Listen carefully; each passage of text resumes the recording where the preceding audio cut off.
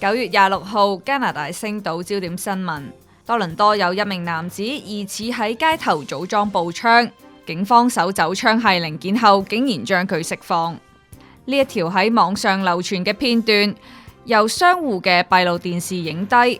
店主話，當時喺監控系統發現涉事嘅男子踎喺垃圾桶隔離，嘗試組裝槍支。因為事發地點亦曾經發生過槍擊案，自己亦都係受害人，所以今次畫面令佢心驚膽戰。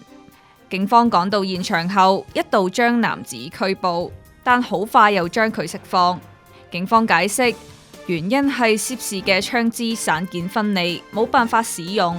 現場亦都冇發現子彈，所以未有提出控罪，只係銷毀咗相關嘅零件。